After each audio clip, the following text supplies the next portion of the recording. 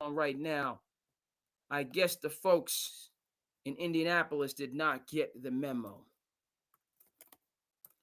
Yes, they did not get that memo.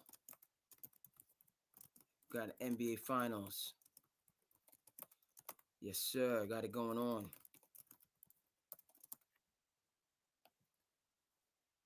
There was talk about a coronation, but nobody told Rick Carlisle. Rick Carlisle said the band is going to keep on playing, irregardless of the best laid plans.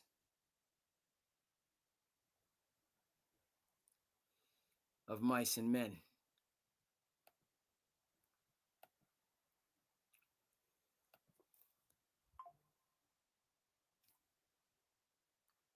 Appreciate Shane from Des Moines.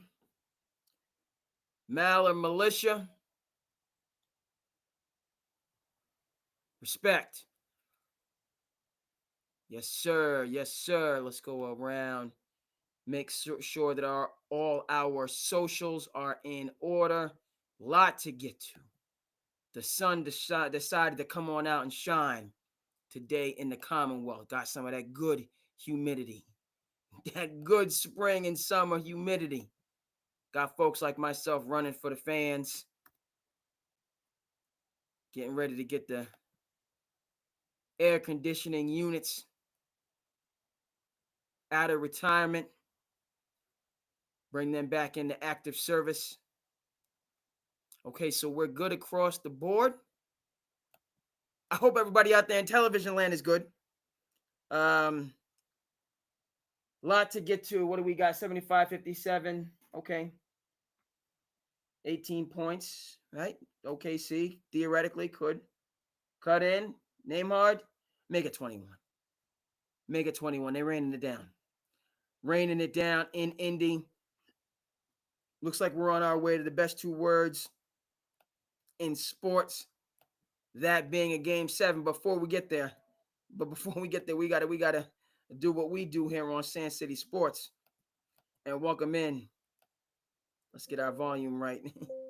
The volume is good to go. Sometimes they say Gucci, but it's good to go. Welcome, folks. This is SandCity Sports. I'm your host, Cape Cod Kid. You know what this is. That artist formerly known as Andre K. SandCity's back to bring more sports and current events news stories that you need to know. And we are going to the business. Yes, indeed, SandCity. And when we go intro, run that back. We run the intro back twice. Okay? Once is good, twice is better. Hey, SandCity. The Pacers right now handling their BI. Look like they trapped every single last one of the receipts. And the boy just goes on top. I gotta put it up. It's stopped. And that's what it looks like in the NBA Finals. Lock, stock. Oh! We look like OKC, I mean, you're gonna have to make it do what it do.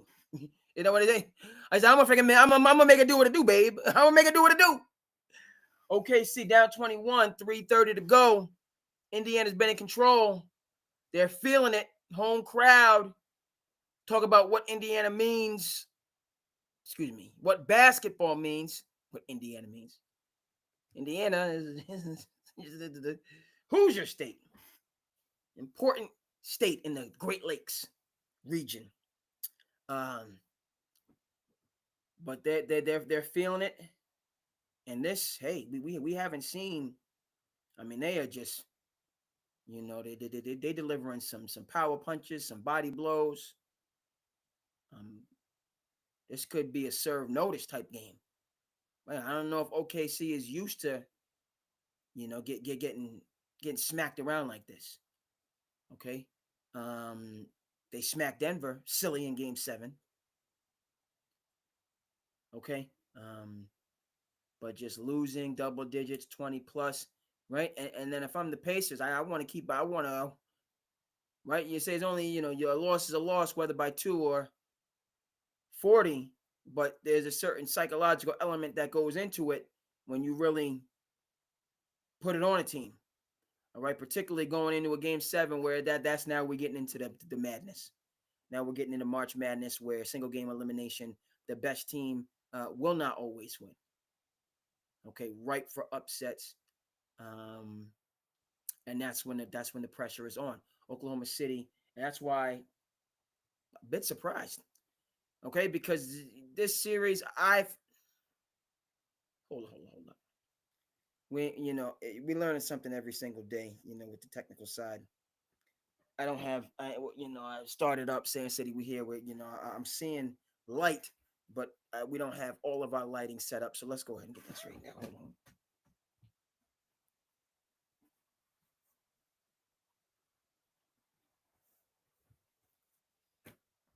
Let's get our lighting situation in order. I look around. I said, man, we got things set up, but we ain't turned things on.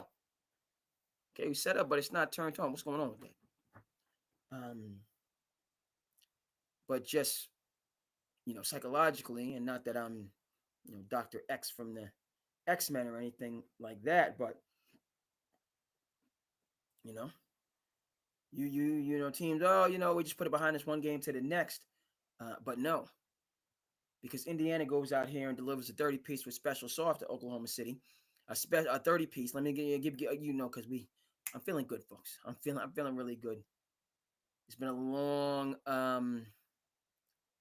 right, coming to the conclusion of the school year, working education. Every journey, you're very fortunate. Sometimes they say blessed and highly favored, to have a get-to job, which is what I have. I have a get-to, not a got-to. Okay, and I remember that because a job is a job. It's going to challenge you. It's supposed to challenge you. That's the point, right? You're supposed to work, right? If you're not being stretched, if you're not being pushed, if you're not being challenged, if you're not struggling, okay? Frederick Douglass, without struggle, there is no progress. Shout out to Higher Learning. I'm dating myself, but 90s film. That was my senior quote, actually. Without struggle, there is no progress. So coming to the end of a long school year, feeling good, going into the summer months, right? But I had to be challenged. It had to, for me to have this good feeling, right? If you're not really pushed to your limits, then but when you are challenged and then you come to the end of that, then you can experience and feel something. What does this have to do with this game right now proper? Okay, if I'm Indiana Pacers, I need a 30-piece with the special sauce, which is delicious. We gobble that all up.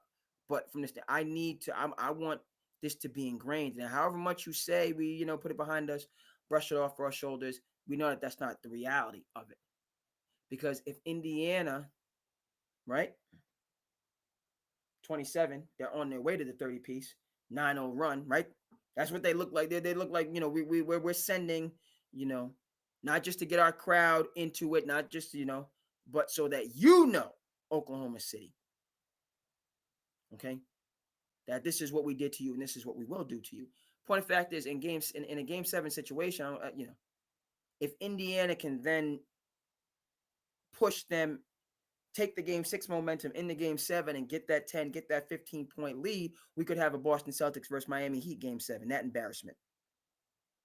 Okay, I know there's a lot that's going on. We're going to talk about free agency. The Kevin Durant sweepstakes is upon us. But Indy right now up 27, coming down the stretch. Right? So Oklahoma City's in the standpoint that it might be time for them to start resting folks. If I'm Indy, okay, so we're going to rest some of our folks, but I'm giving my second unit, we don't take that pedal off the metal. We want drastic. We want outlandish. As they hit a 30-piece going into the fourth quarter. Right? So this is now about the next game.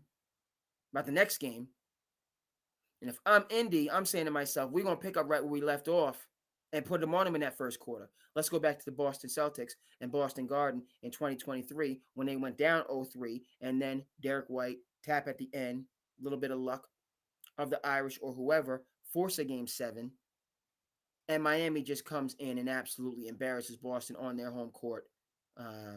Yeah, we kind of forget that a little bit. And now there's just talk about breaking up a team, a dynastic team after the second year because of a second apron nonsense. So you had a championship grade team that was ready to go, toe to toe with the Denver Nuggets in 2023. That would have been a good finals. Not saying that Boston would have won without Jrue Holiday, but it would have been a very good finals. But they didn't get that opportunity because they got embarrassed by a Miami Heat team without their second best player in Tyler Hero at home. Embarrassed. Okay? Dare I say, the word shameful, I mean, but we go all the way back, 1984 N.B.A. Finals, Memorial Day Massacre, Boston Garden, Game 1. Put it on that Lakers team. Put it on them. The first of 3 straight MVP seasons for Larry Bird. Put it on him. Okay, Lakers, Showtime, Magic Johnson, James Worthy, Kareem Abdul-Jabbar, Michael Cooper, others. You can come get this 30-piece with the special sauce and keep it moving. We don't. Okay, see, right? You ever be in a situation where people just, not give you your flowers or just not, just look at you like you ain't much of nothing, even when you're accomplished. And they, I mean, like, who is you? I don't see it. Other people, I'm not impressed. you just the regular guy, and that you disrespect me, Magic Johnson, like Larry Bird. You're not gonna give me my respect. All right, Larry, like, take this 30-piece and keep it moving. Just the 80. I'm dating myself, but good. Okay, we going back 30 and 40 years now, but good. Because point of fact, what I'm saying, and there's a lot of, again, I had it 7. So let's just go back to that. I had it 7. I'm not saying I felt uber confident going into this game, particularly with Tyrese Halliburton. I did not have this. Okay, there's some people out there in the ether, and, this would be a good thing for Jason McIntyre. Appreciate the reaction on the Facebook. Appreciate you. The IG is good. I appreciate the folks on Twitter. Shane from Des Moines, Maller Militia. I'm looking forward to getting back into regular duty with the Maller Militia. Twitter already has Game 7 trending. Game 7 already trending in the Twitter sphere. The Twitter sphere.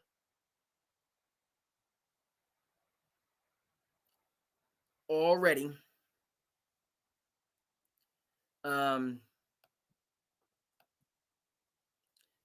Right, and so there's just, that's multifaceted right there.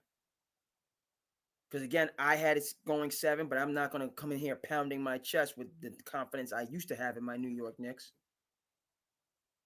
Confidence I used to have in my New York Knicks before the madness took hold out there, and then now we just, my New York Knicks is, I want to just let people know that the show is going on if they want to check in. I know everybody's busy, but you just give them that little update, like, what's going on, man? Just give them the update to let them know. And this is not good because, again, live is live. So, seeing me texting, I don't know how that encourages viewership, but it's got to be done. It's got to be done. Just let folks know.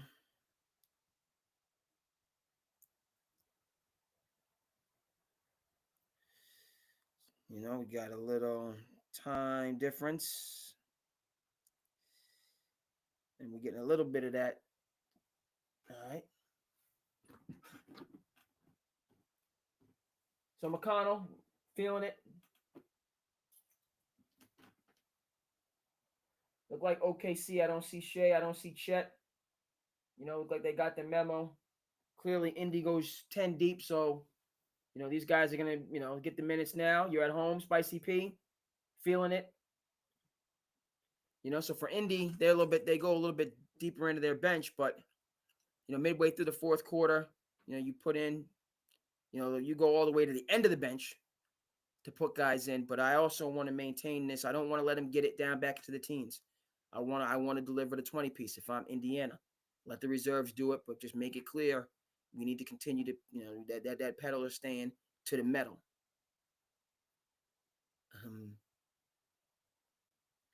Because, right, it's just anybody's ball game. And, frankly, the pressure is now, this was supposed to be, right? NBA is in the building. Adam Silver is in the building, folks. You might not see him because he don't went to the back now. But Adam, we were ready. Adam Silver is ready to get to the NBA draft and free agency. He might. I don't know. I don't speak for Adam Silver. He's just, took the baton from David Stern, the late great David Stern.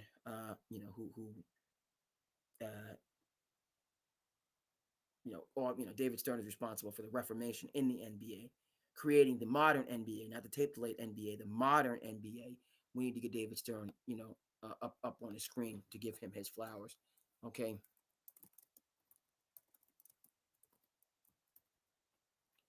Okay, we got to get him up on the screen to give him the flowers.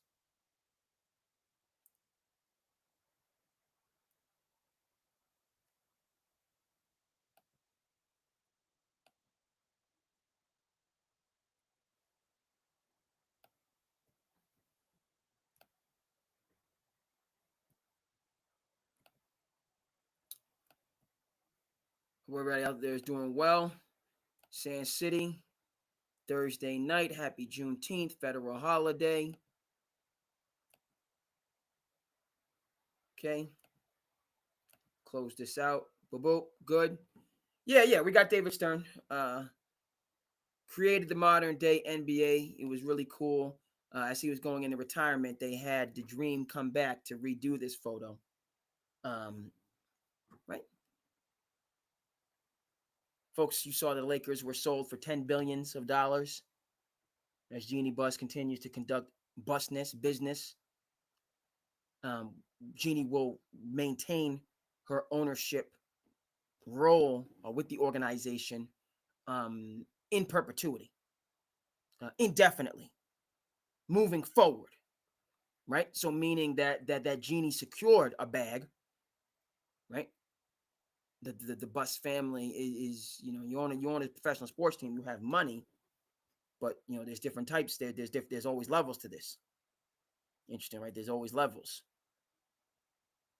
I saw, maybe we'll get into a slice of life. Mark Zuckerberg, this up and coming, the guy, the indispensable man. I believe his last name is Wang. Forget his first name, but people out there might know who I'm talking about. Who's the indispensable gentleman when it comes to this AI revolution that's already taken place. Folks like me, history people like me, I'm just glad that I can have the live stream. Like, this is revolutionary for me. Meanwhile, we already done blasted off into the 22nd century in terms of what's going on with this artificial intelligence and super intelligence and all this craziness that's going on. But the fact of the matter is, Zuckerberg, Meta is in competition with, what's Elon's company? Tesla, everybody, the captains of industry are battling it out. That's something that I don't really understand. I can see as I get older, right? You just figure once you get money, then you can just like take your foot off the gas, and then people know that's not how life works, right? You have money, and then you have like your life.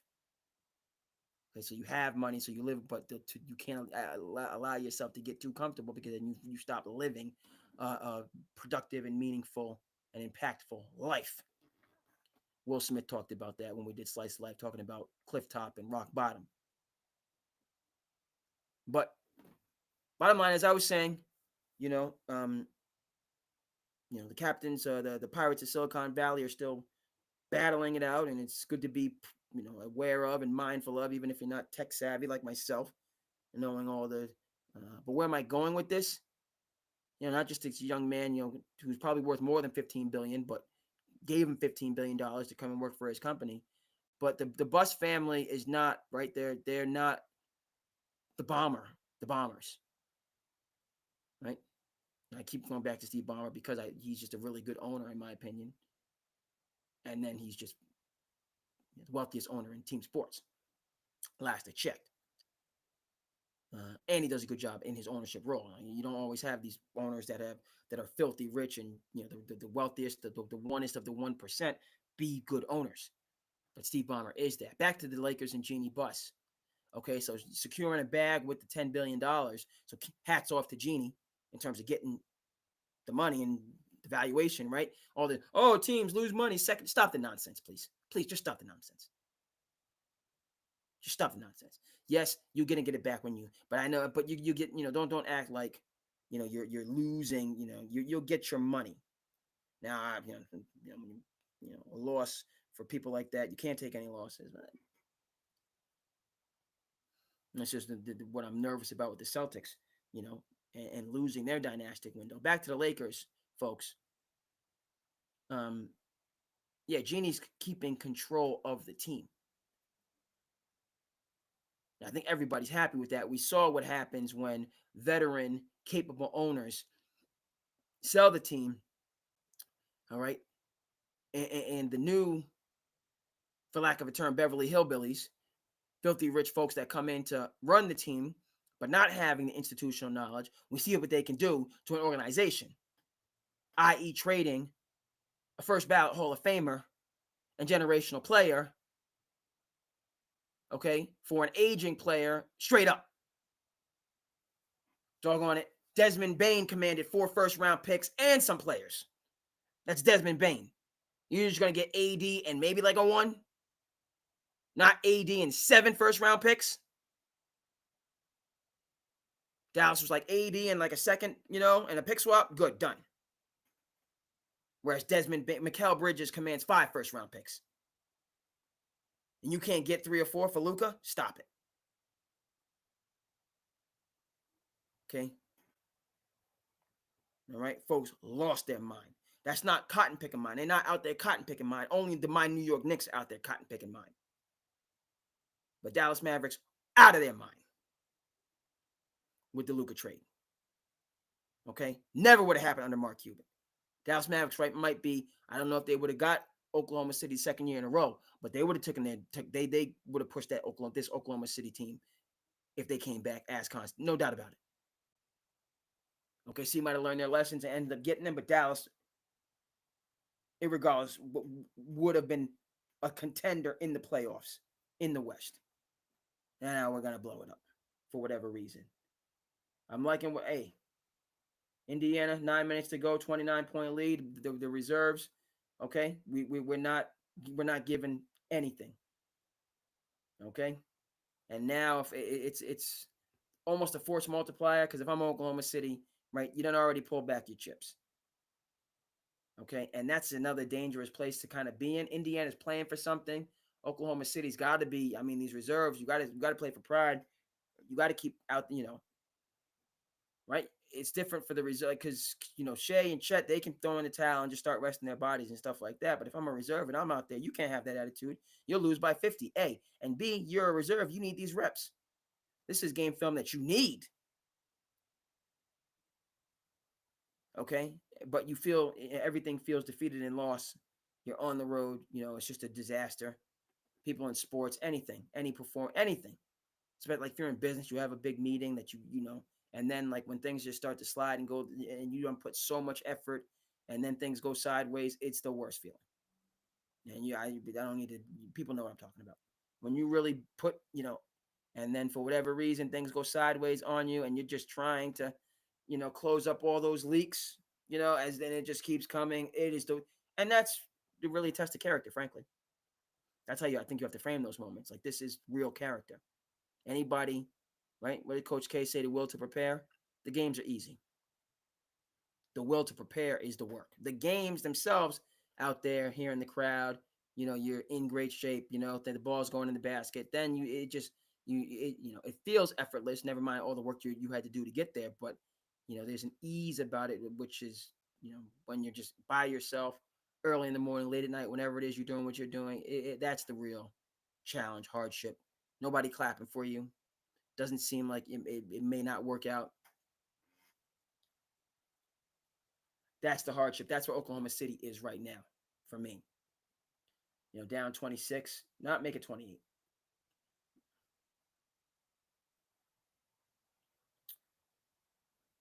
Okay, so why is David Stern up on the screen? David Stern's up on the screen now because we're not going to see Adam Silver tonight, even though he's in the house. And anytime I talk about Adam Silver and where the game is now and game is strong, people want to talk about ratings. 11-year, $76 billion TV deal kicks in next year. Okay? 11 years, $76 billion. We're going to bring Amazon into the mix because they want a piece of this live sports action. We know they do. ESPN and ABC going to, get their fair share. So it may be difficult when you don't have LA, Boston to get that casual fan. Who people like myself were watching it regardless. Loved it when the Trailblazers were playing the Bulls in the early 90s, Trailblazers against the Pistons in the late 80s, right? We're going to follow it. Utah Jazz versus the Bulls in the late 90s. We follow, so Hoopers are tuned in. Okay, the casual fan, maybe not. But another thing that we got to also factor in, we talk about ratings, we talk about the NBA, okay, because ratings are down. The TV deals have been signed. So those billions of dollars are coming into the coffers. A. B, NBA was early under the leadership of David Stern into the digital space. Saw a statistic the other day, the majority of people now are getting their news and information not from TV, from the digital space, which is not surprising to many. That's when people are getting their news.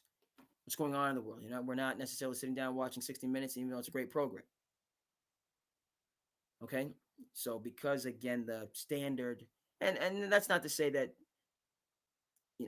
nobody's watching television, because we know that a lot of people are watching television and people will watch television. Okay? So just speak to Roger Goodell in the NFL. People will sit the heck down on a Sunday or a Monday or on a Thursday and make that time and push other things out to watch television if the NFL game of the week is on. Ooh, Rich Carlisle, oldest coach game in the NBA Finals, and it looks like for him there's no end in sight. Zero, zilch. We've been on this. Okay, Rick Carlisle been an elite coach for a time. A time and a time and a time and again, right? Make the point about Luka in LA. That my concern with Luka in LA is he needs an elite coach. He's only had elite coaches. Okay, so I'm saying that does JJ need to know? That's not what I'm saying. I'm saying they need, right? JJ needs a lot of support if he's going to be coaching Luka Doncic and LeBron James. And just being a cool guy and having done a podcast and, that's not going to cut it. Right? So back to my New York Knicks and the disaster that has befallen the New York Knicks. Let's also note, folks, 27-point lead, Indy keeping it going. I see Miles Turner out there. Obi Toppin. Like Rick Carlisle's not coming off his rotation. I don't blame him. You may want to start resting guys. Bryant comes in the game.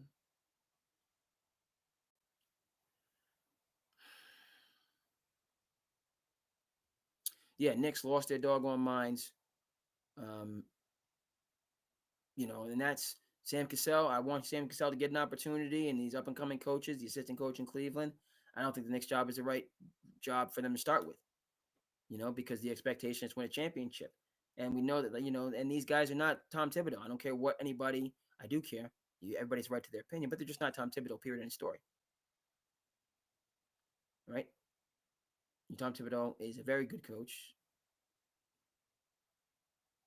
People want to argue. I'm not, I will not, because he's had his issues. The rotation this year, Game 6, drove me crazy. And he has blinked in some moments, but he also sent the Boston Celtics home, and that was going to happen with or without Tatum being injured. Okay, how soon we forget. Okay, so all these guys, Taylor Jenkins is what I would lean towards at this particular point in time. But with the Knicks situation, what has been interesting to note is that there's still rumblings and murmurings about Jason Kidd in Dallas, meaning, that was the only acceptable situation for me. And then I would like to see Tibbs get the Dallas job, frankly. Now, people would be saying, madness, because they wouldn't want Tibbs and Cooper Flagg to ever meet. Tibbs, okay, for all, those skeptics out there, who the heck is Julius Randle before Tom Thibodeau? Honestly, Jalen Brunson. He had a good series with Dallas. All right, so you're going to give Jason Kidd credit for Jalen Brunson? No, that's Tibbs. Jason Kidd got the ball rolling, and Tibbs is the one that took it into overdrive with Jalen Brunson being the clutch player of the NBA that happened under Tibbs' leadership. Okay? Knows how to get through to players, specifically point guards. Derrick Rose, and he had knee injuries at Simeon, so stop it. Derrick Rose, under Tibbs' leadership, scored 50 points after he had those knee injuries when he came over to Minnesota. A 50 burger. So this idea that Tibbs, oh, he's so hard and he doesn't pat people on the back, and he doesn't send a cafe mochaccino to your hotel room after a tough practice. Look at the body of work. Who was Jimmy Butler? All right, a late draft pick, with no expectations. Derrick Rose goes down. He's injured. We have another All-Star. Stop it. So Jason Kidd to the Knicks, Tibbs to Dallas. I'm good. Okay. Tibbs to the broadcasting booth. Kidd staying in Dallas. Bringing Taylor Jenkins. Recipe for disaster. I said what I said. Taylor Jenkins is a good coach. He built up. This is just, you need, right? Jason Kidd has a previous relationship with Brunson, just has the background, the pedigree. He would want to come back. He's played in the tri-state area, coached in the tri-state area, knows where this team is. He gets through the players. He did his apprenticeship after getting a job opportunity too early, so he's really ready to be. And see, that's the thing where Jason Kidd, you have to, because again, Tibbs, no, pound, but also kind of yes, right? Jason Kidd is unique, dare I say a unicorn. And I said what I said for two reasons. Because Jason Kidd, and we're going to talk about David Stern, whose picture is going to stay on the screen. We're going to continue to respect David Stern. Okay, put respect on David Stern's name. Appreciate people across the board that's tuning in. Blowout. So people might have tuned into the game and then tuned on out. But SandCity is going forward regardless. So much to get to. I'm glad to be here. But and so we'll get back to David Stern and why the heck he's on the screen and why the heck Adam Silver already booked his ticket to OKC. Actually, he can chill because what is it, Thursday? So it's not another game till Sunday. So Silver's probably heading back to Manhattan, back to the league offices to get ready for the draft, and then he'll head out to Oklahoma City. A lot to talk about with the draft, of course. Back to Jason Kidd and Tibbs, and just Kidd, who is not right because he was building a Hall of Fame career as a player, so he can't, there's not 30 years of just grinding that Tibbs, has put in, to then be able to go toe to toe, right, on an intellectual level with this other, very, high, it's like Bobby Fischer versus like the Russian master in chess. Okay, when these people have. You want to talk about outliers. You want to talk about 10,000 hours of something to become scholarly. Tibbs has that and then some. But Jason Kidd is unique in that even though he doesn't have those years of experience, after his apprenticeship with the Lakers, he took out a lot of coaches. He took out the Monty Williams of the world. He took out the Finches of the world with Minnesota. Went toe-to-toe with Missoula and that outstanding staff. That's not the same as it was before. All right, see, this is OKC. I like what I'm seeing because now it's a 22-point game, right? They get this back to like a 15-point. That means something to me. So if I'm Indiana, you guys got to come out here and not let this be like a 12-point victory. Because now, okay, we only lost by 12. It's not really, right? And the bench is out there just bricking shot after shot. So Indiana's OKC's bench looking like, yep, make it down to 20, right? We end up with like an 11-point win for Indiana. That means something in my mind, psychologically. You had them down 30, you end up losing by 11. Oh, because we lost by 11 on the road. So what? Not we lost by 26 and we got embarrassed. Okay, so Indy, all right, another 3-2, put up to 22. I want to win by 25 plus. Reserves versus reserves now, so, but, these Indiana reserves at home when they're going to play their best basketball, this is important.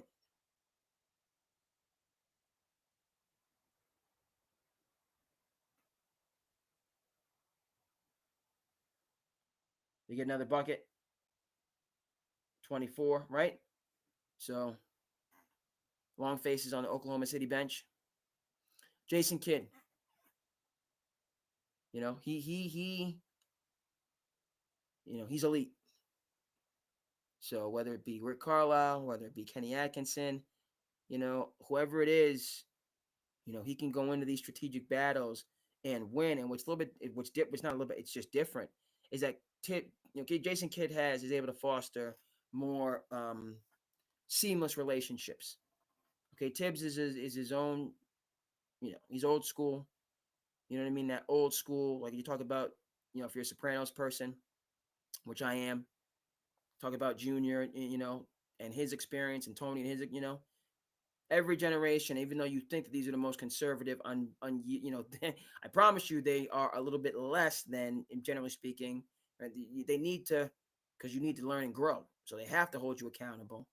But as you go forward in generations, they become slightly less conservative, slightly. Okay, but you do need that tradition, and that, you got to get that tough love. Okay, I bring up The Sopranos because there's a story, season 6, which is really 2 seasons, where Junior talks about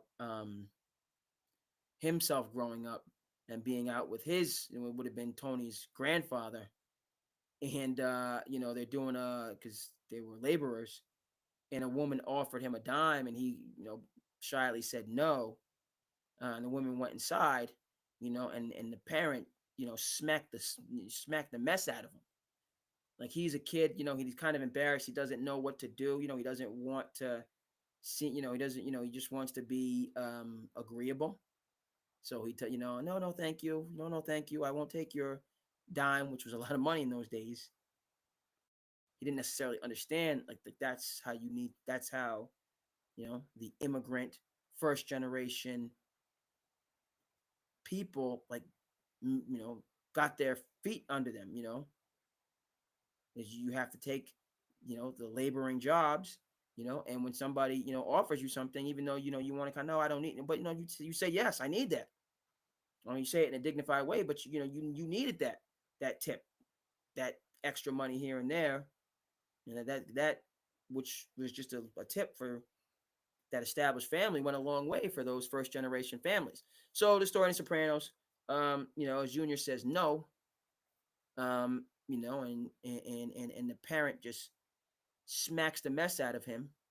I might have to get this for you on the screen. We might have to get this for you on the screen as OKC has got it to 23.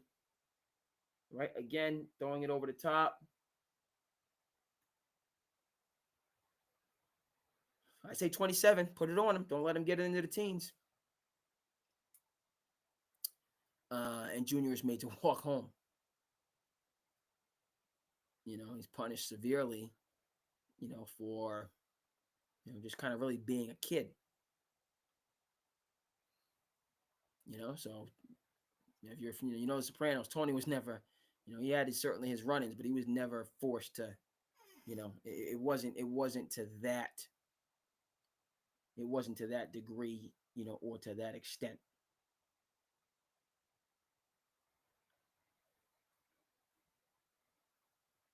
All right. So making the connection, and sometimes if I forget, I say, what the heck, how did I go there to this tangent and bridge it back? It'll come back to me. But we're on the road to Game 7. I'm really interested, right? Are people going to now come across the aisle? And I was on the Indiana side, not they took out my Knicks. And I'm a Rick Carlisle fan. And honestly, I just felt that they were not, even though they don't have the star power of the team that they've been playing against, they have just been outmaneuvering these teams. 19, 21-point game. See, Oklahoma City looks like they're going to get it into the teens. Yep. 18 now. Dare I say 15? Dare I say 14? It just hits different. It does. And you say, okay, lost to 14, rather than we lost by 34.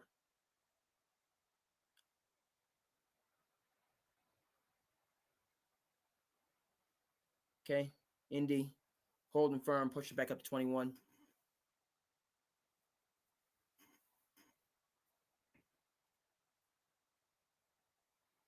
Some antics going on.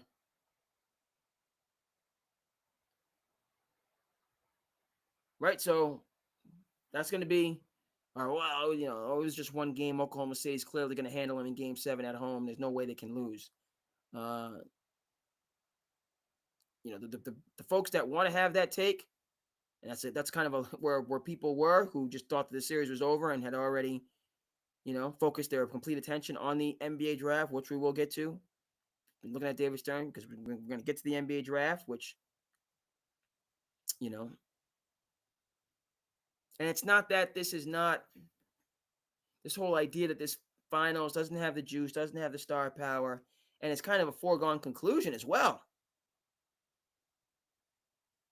Whether the OKC stands, and proponents will admit it or not, they know they're nervous. They know they're nervous going into Game 7 because a lot of those folks were overconfident going into this game, and they just got absolutely boat raced.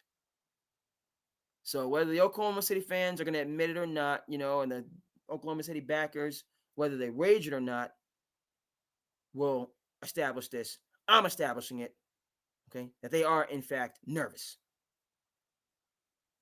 Okay? Are they panicked?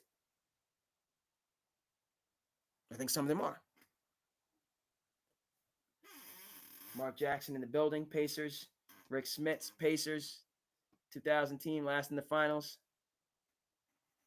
Lance Stevenson, all right, the 2010s under the leadership of Frank Vogel. Meta World, Malice and the Palace Pacers, like they brought Meta back.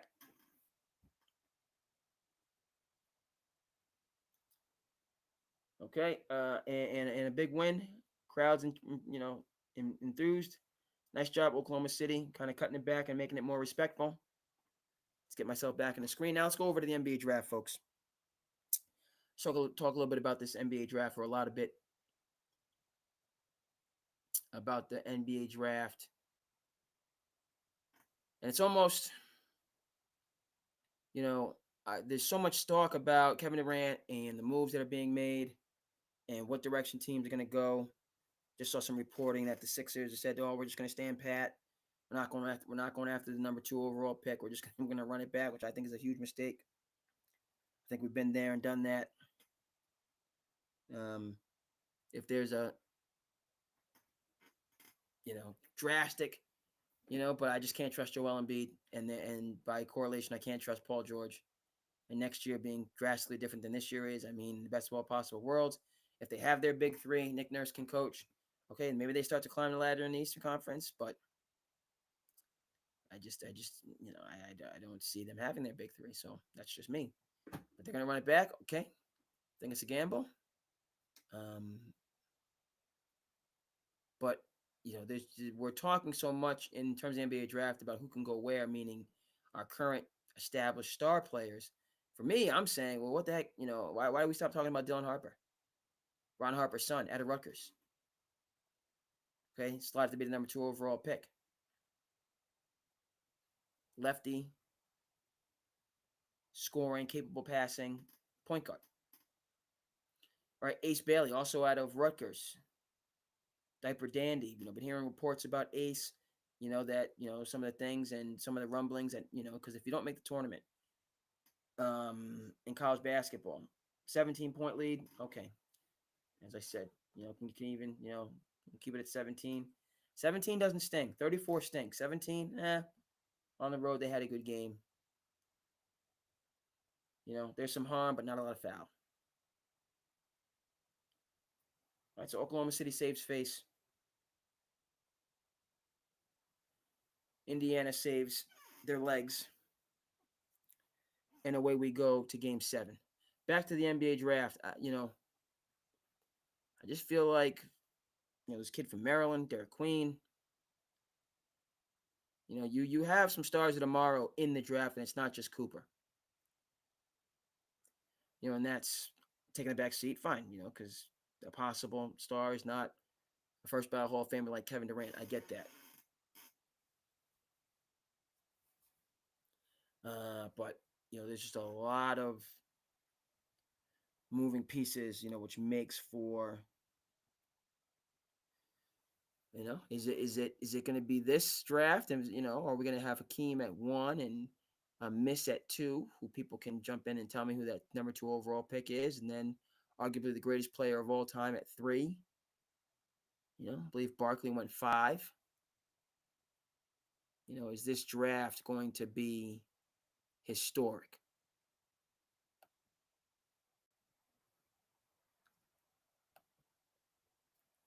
Okay, only time will tell. And so the NBA, for all talk about ratings, NBA has a game 7 and in a very, not necessarily the best word choice, very, and a draft with much anticipation on the horizon. So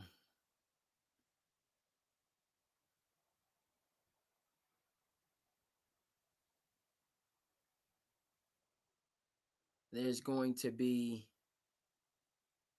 viewership and ratings for the NBA next week. You can bank on it.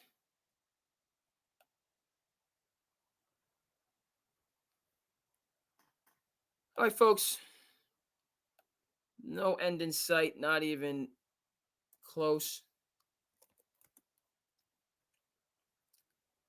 on this Thursday, Juneteenth episode of SandCity Sports.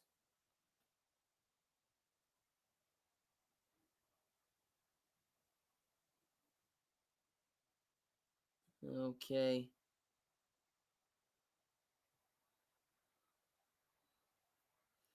Just take a quick look. Make sure I'm not missing anything. Okay, moving over the NFL. This is kind of the quiet time, if there's such a thing as a quiet time for the NFL. Okay. Basketball finishing up and the free agency conversation going into full gear. No yawning on SandCity Sports. My point with that is, right, you heard it, I heard it. Shedeur Sanders, okay, arrested, speeding, apparently doing, triple digits, over 100 miles an hour, 101 miles an hour, and a 60, just flying down the road.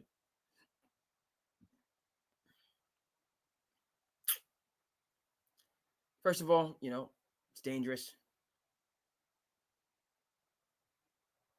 It's quite dangerous. So the safety aspect for me jumps out. And then secondly, Shedeur, clearly have a target on your back, right? And all eyes on you, and a lot, there's talk about being set up to fail. And even though I think Cleveland is a good organization, good opportunity for him, you're gonna have your supporters that say you were disrespected, and the detractors that say that this justifies if he plays poorly why he fell. So there's pressure on him either way, which is to say that this stuff is it's not pointing in the right direction. Not pointing in the right direction, and Shedeur, he's got a lot. Exit this, move over to the other things. He's got a lot. Dion is on the mend. Okay. It's been reported, he's not with the team in Colorado. And no necessarily specifics, but he needs time to rest and recover.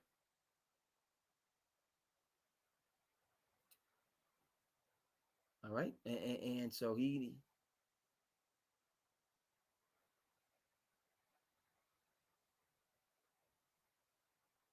see what's going on here. Okay, we got a lot going on, a lot percolating. So, yeah, he was speeding. He got a ticket, a nominal fine. It's it's bad. It's not awful. But when you look, excuse me, let me get things set up. We're starting to get to that straw that finally, right? Even though it is a straw, because so many different things and this and that and the third, right, have been going on. I'm kind of preaching the choir here. Like it's not necessarily that the thing that throws, upends the cart is momentous. If that cart had already been harboring just a lot of extra baggage, right?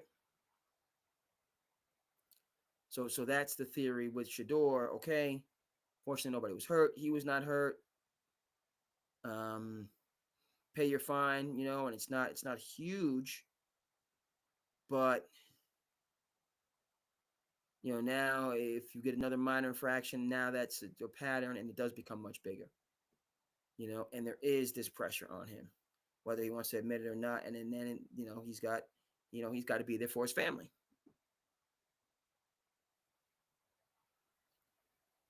So, it is something. This ticket, and hopefully, he is able to deal with it, step forward, and still be able to handle these various responsibilities that he has, both for himself and then for his overall, his family overall. What's going on, Chris? Chris just leaving a Juneteenth event. Glad to hear it. Yes, indeed. I was fortunate to go to a Juneteenth celebration here on the Cape. It was outstanding. Community coming together. I just can't. Really proud, frankly, is the sentiment. Both for the recognition of an important holiday, a newer holiday, but a very important holiday. Everybody's not a history person like myself, in terms of understanding. People might be versed in the Civil War, not so much in Reconstruction, not so much on the Faustian deal between the North and the South that led to the Jim Crow era, which people in the minority community call the Second Civil War. Okay, in terms of what it took, right? We know Martin. Okay, a lot of people know Martin. Fewer people know Emmett Till. Okay, and that young martyr, right? Emmett Till was a martyr in this country for the application of the Constitution to all people. All right. Speaking of, and that's not even right. Emmett Till was a tipping point in American society. Just the brutalization of a teenager for a minor, if any. I don't even think it was an infraction. Okay. Medgar Evers. Okay. Right.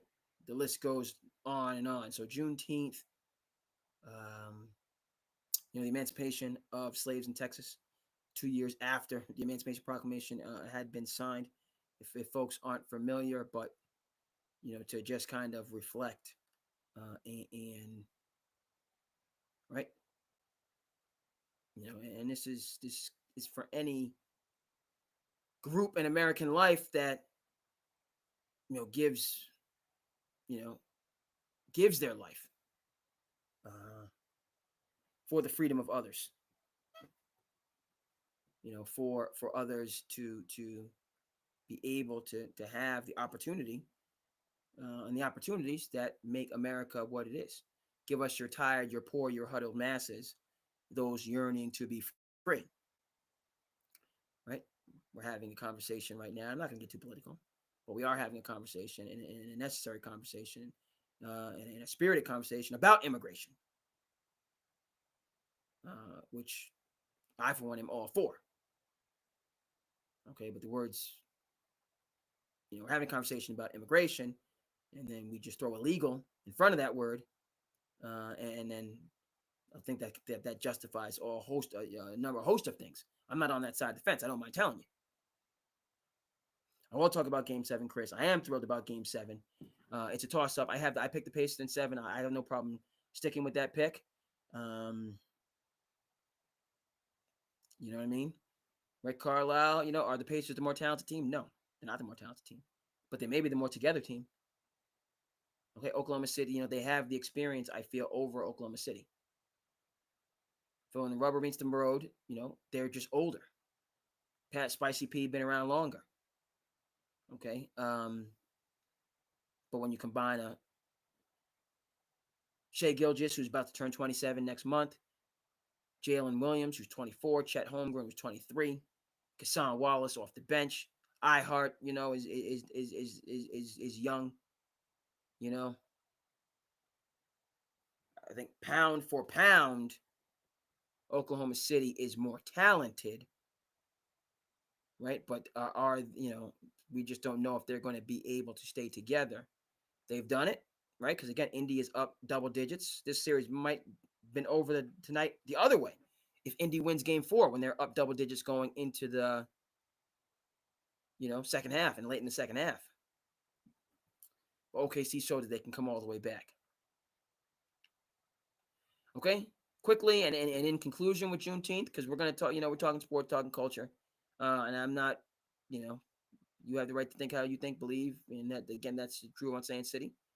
Okay, who you voted for president, that's your civic right and privilege. Okay, I support it. Your right to vote for who you want to vote for, and have the stance that you want to have. But again, Juneteenth, yes. Important holiday. Glad that we have it as a national holiday. It's a time for reflection and remembrance, and then also, encouragement and cross-cultural exchange. So it's cool Chris went to an event. I hope, people had the day off, learned something, connected. Okay. And we talk about, again, going all the way back to 1865, the celebration of a new birth of freedom. Okay, she's got the home court, right? Indy's proven, but right? I'm stumbling and stuttering. I think you kind of throw home court out the window.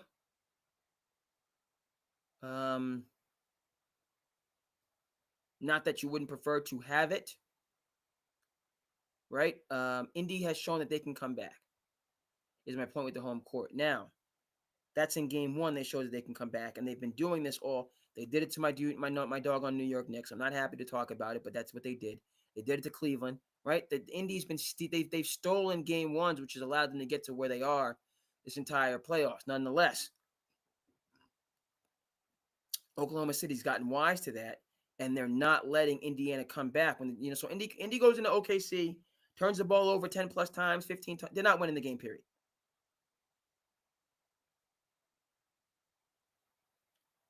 Right? Indy, you win by 17. Okay, you proved you were the better team by far. But if they continue to shoot themselves in the foot as they have been on the road and Oklahoma City goes up 10-11, right? I just feel like a lot of it is momentum. Now we go back to Game 7 that we all remember. This is Cleveland, Golden State, and the Kyrie shot. But, Cleveland was down 7 at the half in that game. Came out in the third quarter. J.R. Smith got hot from 3. They made it a one-possession game, and then it was anybody's ball game. Right then down the stretch, Steve Kerr was doing some ridiculousness, in my opinion. Offense, defense. Got Festus Ezeli coming in, Festus Ezeli going out, which I just thought was ridiculous. He should have just had the death lineup in the game and just let him go out there and win it.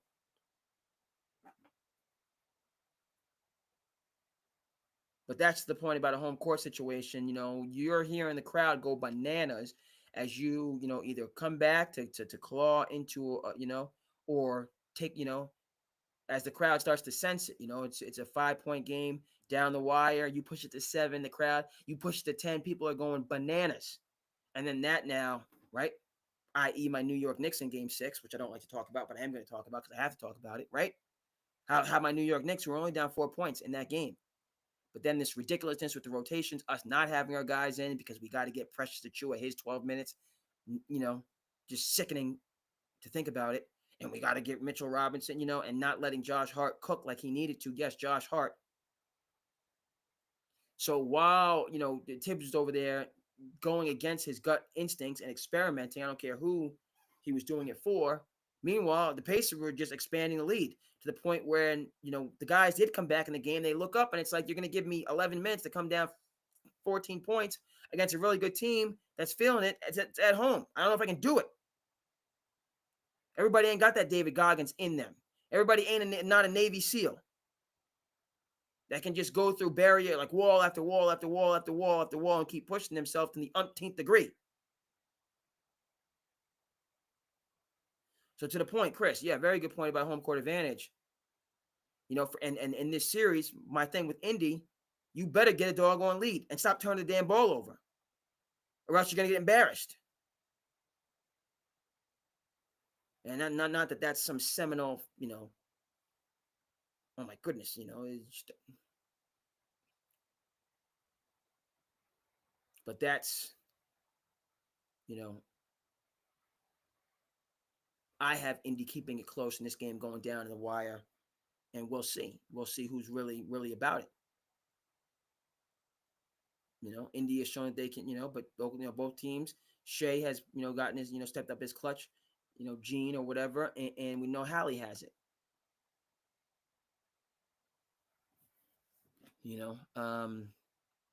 But yeah, best two words. It's a Game 7. I'm sticking with my original Indy in 7. But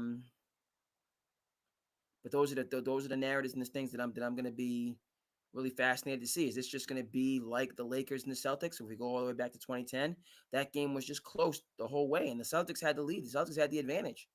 They were up without Perk. Rasheed Wallace was balling. Oh, if we had Perk for Game 7, yeah, he would have helped you depth-wise. But Rasheed, in that game, extended, he stepped out, brought Pau Gasol and Bynum out of the paint, hit those threes, which we know Perk wasn't doing. And the Celtics, had the Lakers on, Kobe didn't have a great game. But then the Lakers hung in there, and then Meta World Peace. It's a crazy 3.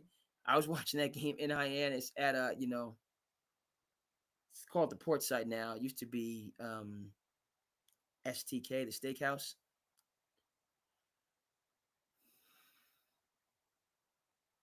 But, it was people watching it, it was a lot of, it was tough for Celtics fans. You want to celebrate, it was, but the point is that game was a seesaw. Okay, Indiana, I'm nervous about them getting down and then, and then trying to pull that magic where OKC is wise to that. They ain't letting you back up off the canvas. They deliver the first the first power punch. They're about to take you out. Okay.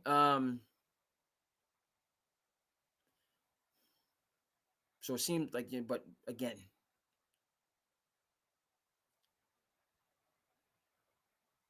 extra day of rest for Halliburton. So I'm staying Indy in 7. If they lay the egg, and I'll come back on here and say let but Indy in 7, my original pick. That's what I'm saying. Heart wise, my head, if the Powerball numbers were on the line, give me OKC. If it's gonna be about the Powerball money and I got it, OKC, please.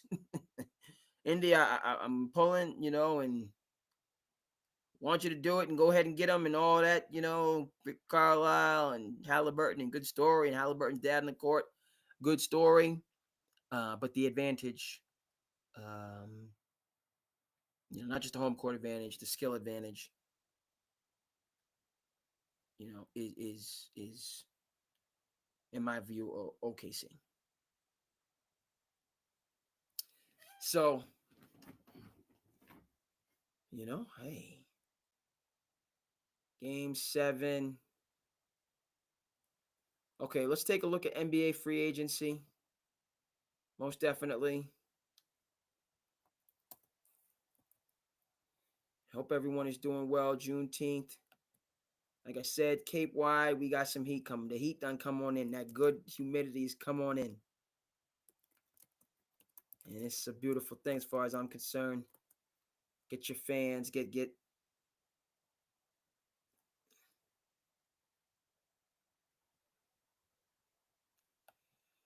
Okay, so let's take a look.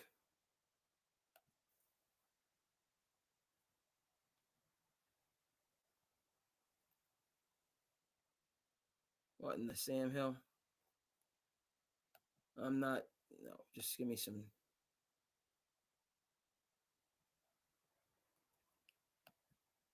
All right, we'll get this for you on the screen.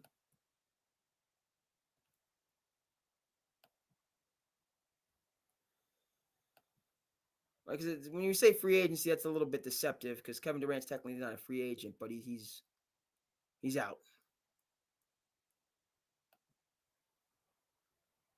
So let's go ahead and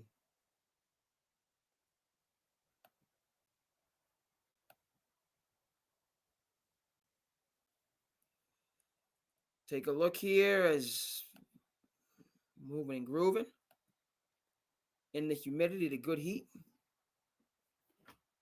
All right, so nothing overwhelming, right? LeBron, he's coming back to LA. We know what it is. That's where his brand is strongest, and he's comfortable there, and Bronny's on the team.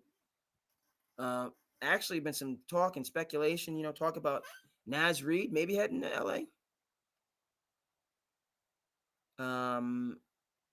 He's kind of the X factor for Minnesota. Plays behind Randall, but those times when Randall's out, he can come in and fill it up. Also, shout out to Naz Reid. He's in tremendous shape.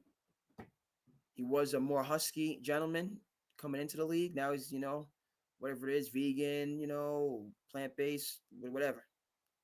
He's in outstanding shape. Kyrie, I feel for Kyrie.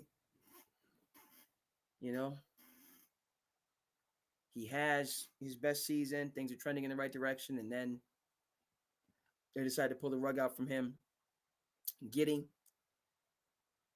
it's long forgotten that he was in Oklahoma City last year, and he was another one of their young lions, and came off the bench during, and didn't like that, wanted to be traded.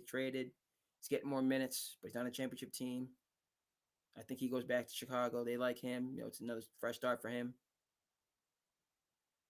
Beasley, Detroit, again, for me, yeah, Naz, Chris, thanks. They're talking about him as a $40 million man. If I'm the Lakers, Naz, I can't give you $40 million. I already got LeBron to take care of. I already got Luka to take care of.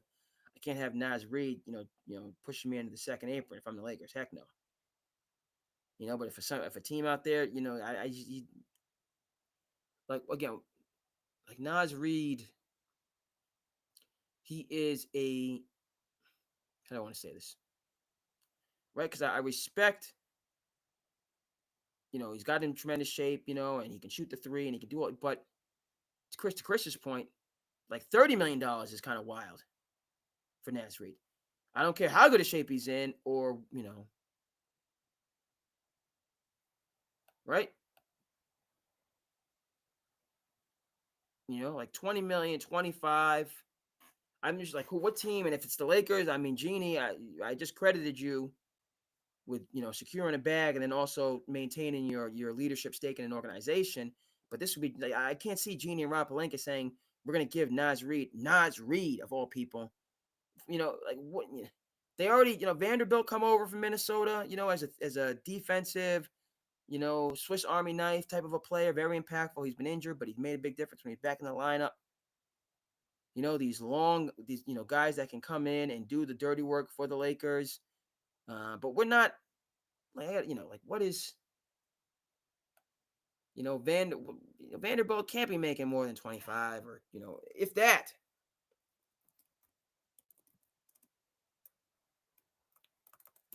Let's see, let's get Jared his contract.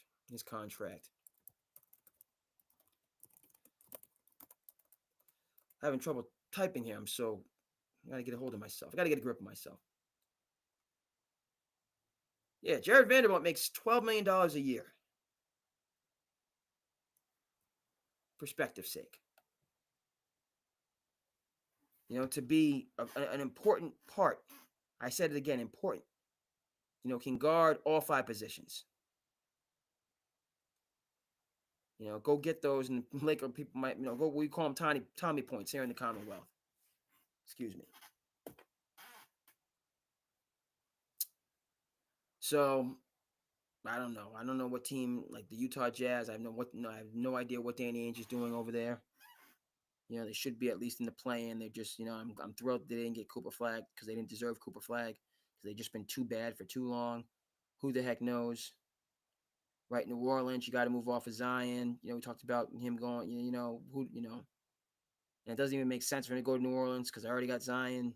So, Naz, maybe you get 30, maybe you get 25, maybe you go to a team like a Charlotte. And Charlotte has not Brandon Ingram, Brandon Miller. So long story not so long. Harden's coming back. He's doing it. He's already in LA. He wanted to be in LA. They're a good team. They got structure. Kyrie head back to Dallas. I know there's question marks. You got AD. Obviously Kid there. That's a narrative.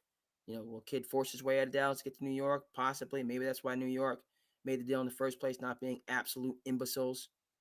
Because they knew that that there was this symmetry and this connection with Jason Kidd, and it just had to play itself out, and feelings and anger and emotions had to to be expressed, and then at the end of the day, it's the bottom line. Money is the bottom line. And then and if Jason Kidd really wants to be in New York, they'll make the money work, and he'll be in New York. But that doesn't help with Kyrie Irving, right? So Kyrie is just kind of a really good, he's just in no man's land. Giddy's not moving the needle. He'll get his money. He's not moving the needle. Same thing with Naz Reid, as far as I'm concerned. Not moving the needle at all.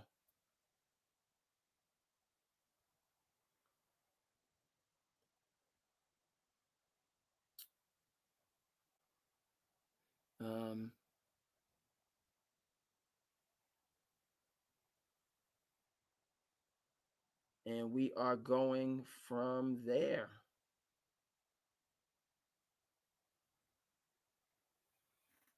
Going from there.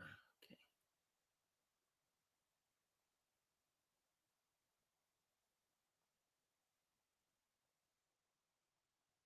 Just checking. Again, SandCity. Appreciate those. See where we are in the chat. Looking forward to the NBA draft, most definitely. Scroll down in the chat. Right. So Durant is the kingmaker. Durant is the kingmaker, not listed here. And for me, I don't think it's just Durant. I'm saying Booker in Detroit. Okay. It's a hot take, whatever you want to say. It just makes no sense for Booker to stay in Phoenix for another rebuild. None, zero. He's been there, he's done that. He's starting to get older. He wants to win. Phoenix is not winning anytime soon. So once the Durant situation clears itself out, we're hearing a lot of San Antonio.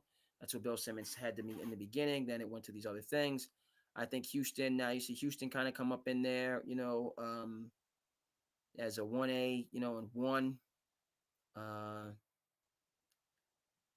If I'm San Antonio, there's no way I'm giving up Castle under any circumstances. For a 37-year-old Kevin Durant, the 2 pick, I think, is generous enough because that's going to be Dylan Harper most likely. And you say, well, you don't, Dylan Harper, a 19-year-old that's with big upside, Kevin Durant, you're a 37 years old. Now, you bring Durant in, you keep your big 3. Now you're talking about San Antonio Spurs on paper being a championship team because you got De'Aaron Fox, you got Stephon Castle.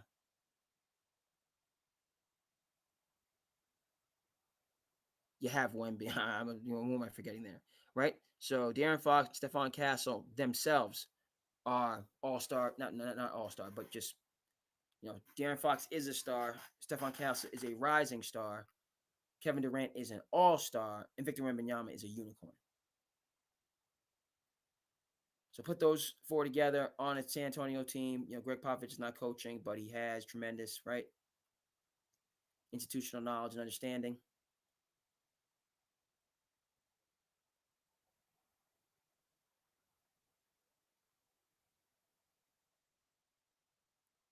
And you're working with something. You are most definitely and assuredly working with something.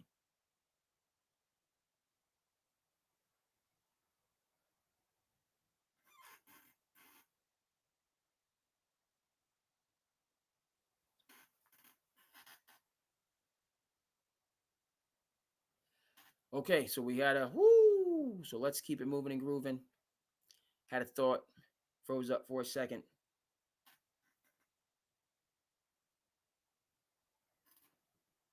SandCity, Thursday check-in, N.B.A. Finals.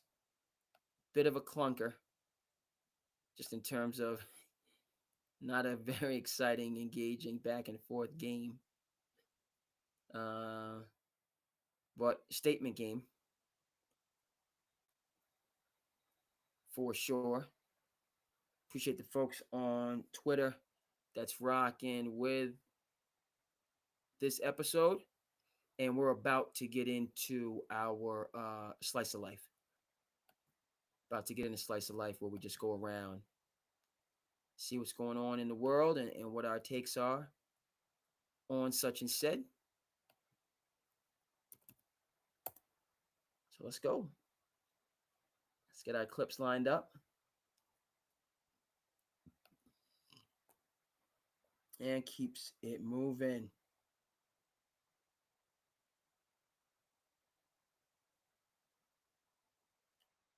Just keep it moving.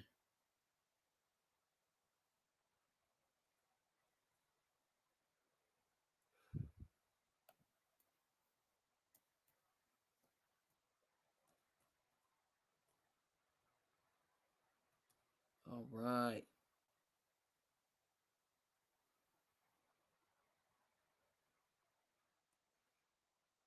Okay.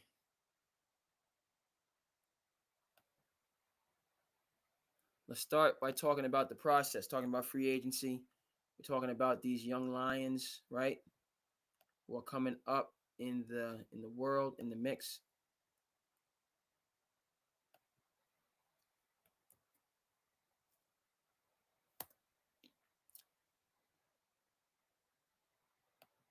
The Jalen Green's pregame meal before his nap is chicken Alfredo, and we're like, that has to be the worst thing to eat before playing basketball. Yeah, that sounds terrible. But he's young. Yeah, he'll learn. He's young. He'll learn.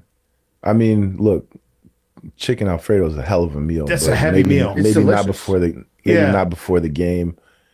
But he's what, 23 years old? When you're 23 years old, who gives a fuck? You're eating McDonald's. You eat a Big Mac before the game, you're good. But at 30, what was your pregame meal? I was eating pretty avocados, rice, chicken. So not chicken Alfredo. My meal. Trying to win at a high level it's fucking boring, guys. Like there is nothing. You gotta be really dedicated. There is nothing like all these people that you look at and you're like, oh, wow, this champion. Like, if you think that this guy has the most interesting life, no, he's going to bed at fucking 9 o'clock at night. Yeah. He's eating healthy. Like, you want to hear about his health routines. Like, it's not that interesting. Yeah, it's regimented. It's repetitive and boring and doing the same thing over and over and over again to get better. Yeah. Mm-hmm. But for some people that's interesting. If you really enjoy the process, I need more. Yeah. Just because you're a champion doesn't make you interesting. We found out that Jalen Green's pregame meal before his nap is chicken Alfredo, and we're like, that has to be the worst thing to eat before playing basketball. Yeah, that sounds terrible. But he's young. Yeah, he'll learn. He's young. He'll learn. I mean, look, chicken Alfredo is a hell of a meal. That's a heavy meal. Maybe not before the game. But he's what, 23 years old? When you're 23 years old, who gives a fuck? You're eating McDonald's. You eat a Big Mac before the game, you're good. But at 30, what was your pregame meal? I was eating pretty avocados, rice, chicken. Not chicken Alfredo. My meal. Trying to win at a high level it's fucking boring, guys. Like there is nothing. You gotta be really dedicated. There is nothing like all these people that you look at and you're like, oh, wow, this champion. Like, if you think that this guy has the most interesting life, no, he's going to bed at fucking 9 o'clock at night. Yeah. You know, he's eating healthy. Like, you want to hear about his health routines. Like, it's not that interesting. Yeah, it's regimented. It's repetitive and boring and doing the same thing over and over and over again to get better. Yeah. Mm-hmm. But for some people that's interesting. If you really enjoy the process, I need more. Yeah. Just because you're a champion doesn't make you interesting. We found interesting point. You know, Joakim, one of my guys, again, Tibbs guy, Bulls. You know, I loved, you know, he's my Bulls, Joakim, you know, in the day, Brad Miller, Taj Gibson, Luol Deng, right? You know, Kirk Heinrich and D Rose in the backcourt. My Bulls teams under capable leadership with Tom Thibodeau. But, you know, just talk, you know, that first of all, the price for the greatness, you know, he calls it boring. And because, you know, you just, like we talked about Michael Phelps not missing a day for 6 years. And his regimen, you know, 5 to 7, 9 to 11, 3 to 5, weights, you know, every day for 6 years. We talk about his 23 gold medals or whatever. Every single day for 6 years doing that. Now, like these people would you know, that run the ultra marathons. Shout out to the Barkley Marathons. Check it out. There's just a different understanding. No, that's not the right word. You know, there's a different drive that they have, you know, because and right, it's not just that they understand what, you know, and then, no, they're driven, and their motor is much higher than most, and specifically me. But that's really good insight, you know.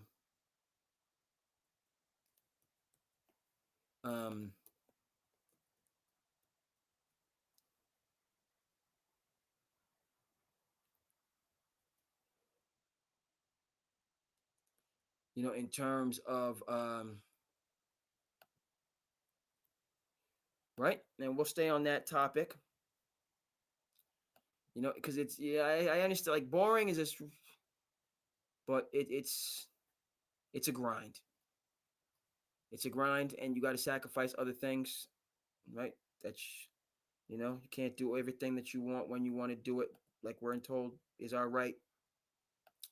You got to sacrifice things and put first things first to get those results. Let's stay on the first day of training camp is the worst day of my career. No, the very first drill that I did as an N.B.A. player, it's called Easy Run. Oxymoron. Ain't nothing easy about it. Right. Yeah. Put like 25 minutes on the clock, line us up, free throw line. No, that would be cool. Just run, right? Tell me to run, cool. Yeah. No, not this drill. You line up, free throw line extended, 2 lines. Time on the clock. You say go. Hands up. Yeah. You got to run down. Defensive slide at the end. Oh, okay. Hey, get to the corner. Back pedal. Yep. Slide. Go. Boom. That's some Pat Riley Listen, stuff. 20 Pat Riley. Listen, dog. 25 minutes. Calves. Everybody on listen, fire. The second practice that day, dog. Dude, you should have saw dudes walked in there. Like, I couldn't even move. Man, I was like, oh my God. Wow. This is what the league is? nothing easy about it. Look at this lineup, first of all. My first day of training camp is the worst day of my career. No, the very first drill that I did as an N.B.A. player, it's called Easy Run. Oh, DC Oxymoron. Kenny. Ain't nothing easy about it. Draws on. Put like 25 minutes on the clock. Draws line us up, free throw on. line. No. That that would be cool. Just run, right? Tell me to run, cool. Run! No, not cool. You line the free throw line extended, 2 lines. Time on the clock. You say go. Hands up. Yeah. You got to run down. Defensive slide at the end.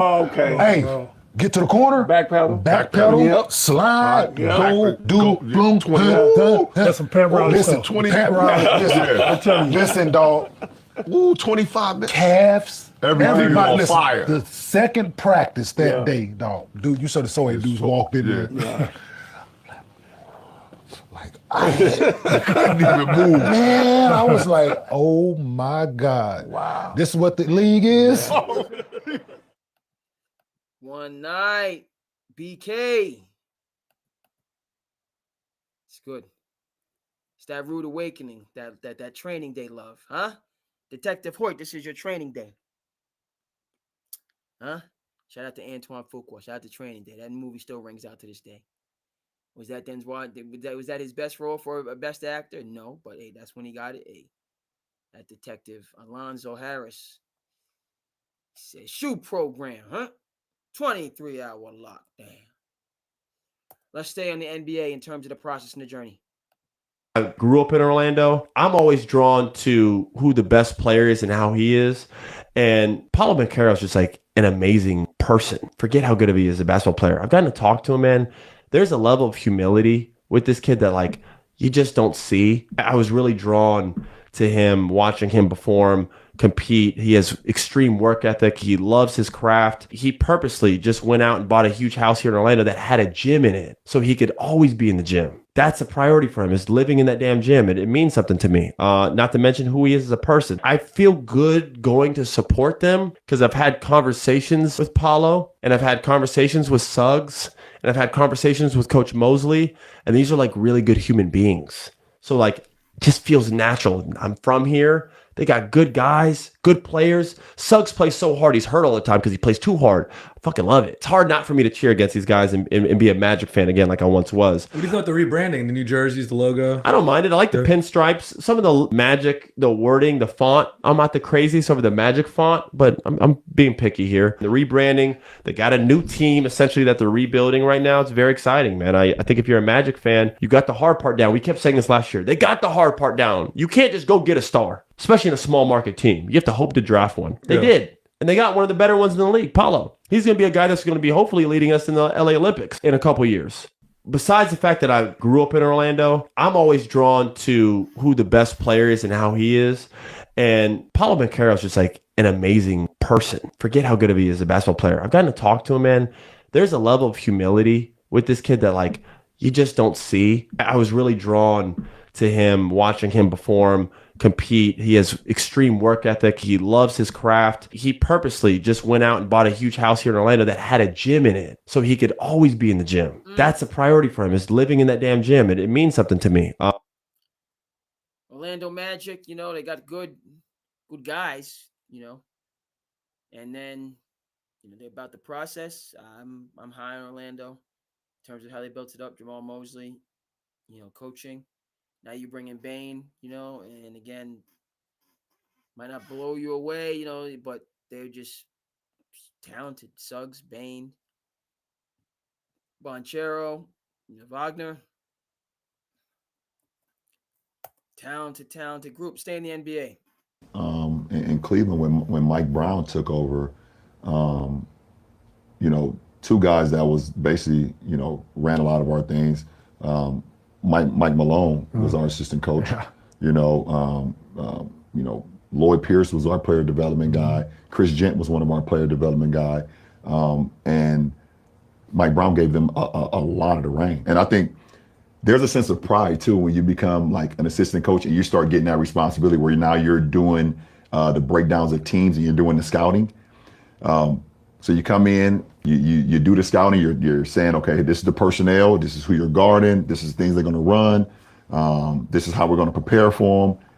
And if that assistant coach, if you win that game that night because of your scout, the players start to feel a certain way too about it. Like, you start knowing, like, if you got 3 or 4 coaches and one of the coaches is doing the scout, and we're winning those games, you know, you get like excited for that coach to come up and talk again.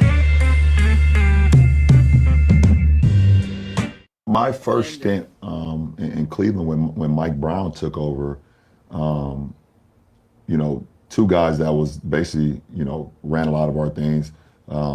Mike Malone was our assistant coach. You know, Lloyd Pierce was our player development guy. Chris Gent was one of our player development guy. And Mike Brown gave them a lot of the reign. And I think there's a sense of pride too when you become like an assistant coach and you start getting that responsibility where now you're doing the breakdowns of teams and you're doing the scouting. So you come in, you do the scouting, you're saying, okay, this is the personnel, this is who you're guarding, this is things they're going to run, this is how we're going to prepare for them. And if that assistant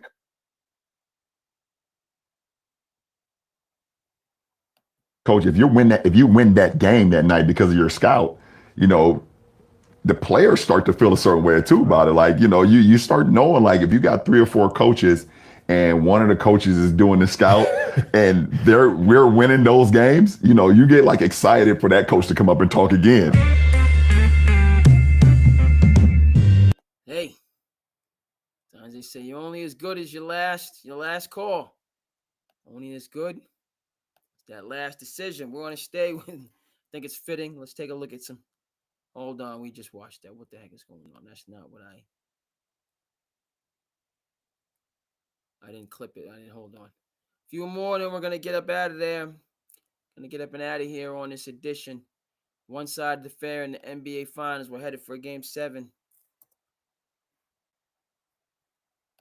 Locker room and the guy's locker is junky, I can guarantee their house is the same way, right? Because it's just the habits. In the event their house is like that, what do you think their business acumen is going to be? Yeah, it could be as messy. Now, when you say messy, don't talk to me about I make a lot of money, because I don't give a shit about that. What about the other things that it takes to be a great partner? Because on one hand, you're going to say to me, I want this and this. But on the other hand, there's things outside of your talent that affects my capabilities to come through for you. And we're a team. And when you're young, sometimes it go through one and out the other. This is not the sexy conversation. For me, that's what's important, because it don't make no sense to make the money if after you done, you have all these bad habits and you don't have infrastructure in place. And more importantly, you don't have a mindset that allows you to think clearly. And by the way, this helps you choose the right partner. People don't understand. These guys deal with so much. And the only thing the money does is put a Band-Aid over an open wound. And in most cases, most guys that have the dirty locker, the success rate is very low.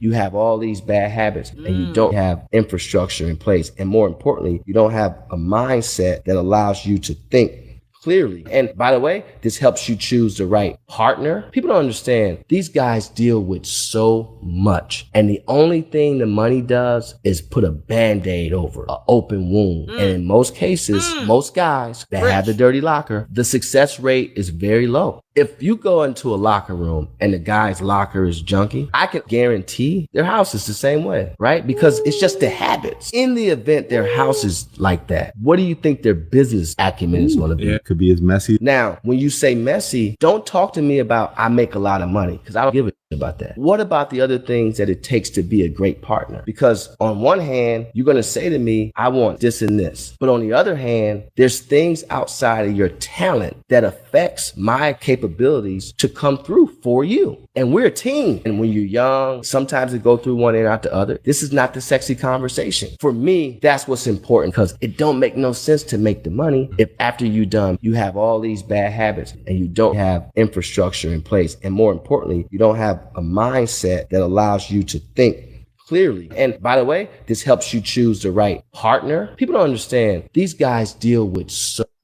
Rich. No lies detected right there. No lies detected from Rich. We got one more. Dirty locker, you know. Little things, especially when you got so much to deal with on top of it. But, you know, sometimes you just got to hone it, simplify. You got to simplify. Let's. I got something to talk. I got something to talk about, because I want to make a drastic change in my life. and I just like I'm scared. I'm real deal scared. I'm scared because I know my life gonna change for the better, and I know this gonna feel different. But a lot of people, a lot of places I frequent, a lot of energy that I've grown so accustomed to, I gotta leave that in the past. Okay. I gotta leave it in the past. Like I can't, like my friend group, love my friend group, and a lot of my homies is hustlers. But a lot of my homies is hustlers.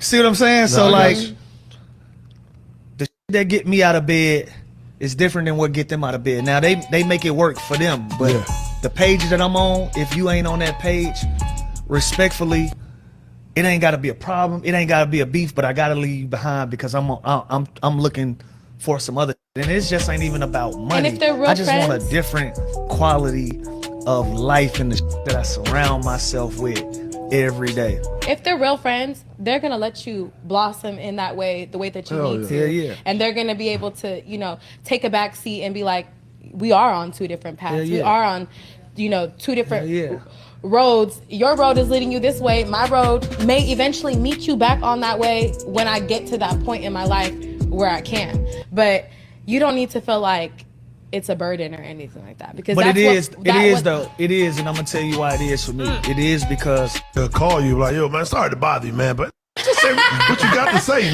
No, but you know why I'm like that? You know why I'm like that? Why? 'Cause don't call my phone. So if I'm calling yours, I'm sorry, bro. So, but don't call mine. What I'm learning to love about my friends, they are showing me who my real, like, my man used to be next to me every day. I travel, he travel, I move, he move. I ain't seen that in months. But when we see each other, we don't miss a beat because that's my actual man. Yeah, for sure. We don't have to be with each other every day to have Those are the best type of friendships. we don't have to be like, I ain't seen Black in months. Damn, actually, I ain't seen Black in forever either. But I'm gonna say this on this platform. Black realized that he wanted something different for himself, and he realized I can't be little bro. I gotta go out and be big dog for me. For me, yeah. And so the version that looks like for him, he had to go out and get it. I told her, let that big talk.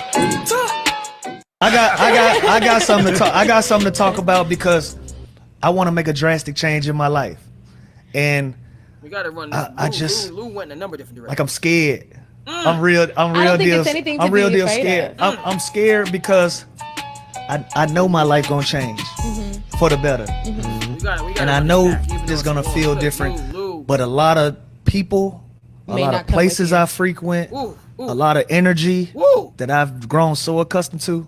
I gotta leave that in the past. Okay. I gotta leave it in the past. Like I can't, like my friend group, love my friend group, and a lot of my homies is hustlers. But a lot of my homies is hustlers.